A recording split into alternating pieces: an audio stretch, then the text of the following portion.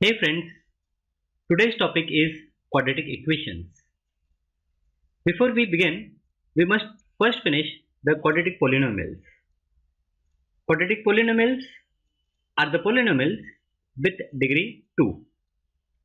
Now in quadratic equations, if we equate the quadratic polynomial with a constant number or 0, we get a quadratic equation. So this is the formal definition of quadratic equation. If Px is a quadratic polynomial, then Px is equals to 0 is called the quadratic equation. The general form of this quadratic equation is ax square plus bx plus c equal to 0, where a, b, c belong to real number and a is not equal to 0.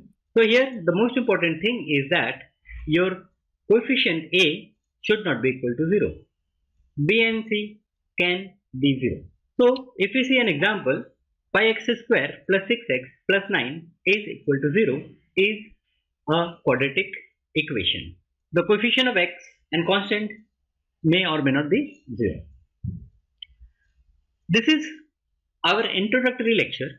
In this we will see what are the different kind of problems that we are going to understand in this particular chapter. Roots of the quadratic equation. What we understand by roots of quadratic equation? Now in polynomial we have already learned what is 0 of a polynomial.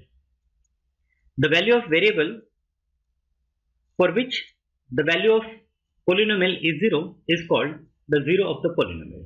In case of quadratic equation, the same 0 is considered as root of the quadratic equation.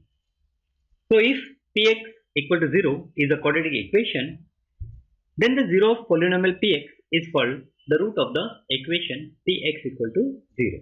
So if x is equals to alpha is root of Px equal to 0 if and only if P of alpha is 0. Now let us see the problems which we are going to see in this particular chapter. The first type of problem is on determining whether a given equation is quadratic or not. So here some equations are given to us and we judge whether the given equation is quadratic or not. Second type in this is on determining whether the given values are solutions of the given equation or not. So I have a quadratic equation and they have given some values of x. I have to just check whether those values are roots of the equation or not. And third in the same series is on determining an unknown involved in a quadratic equation when its root is given. So in this we have equation, we have root also, but there is some unknown that we have to find out based on our knowledge of quadratic equations and its roots. Then we will see how we formulate the quadratic equation. We have given some informations in word and based on those informations we put them in a quadratic equation, and after that we have to solve the quadratic equations. Now to solve the quadratic equations we can use factorization method, completing square method, or a quadratic formula method. This quadratic formula method is also called Sridharacharya's rule. Then we have problems based on nature of roots. That means roots can be real number or imaginary number. They can have distinct numbers or they have the same number.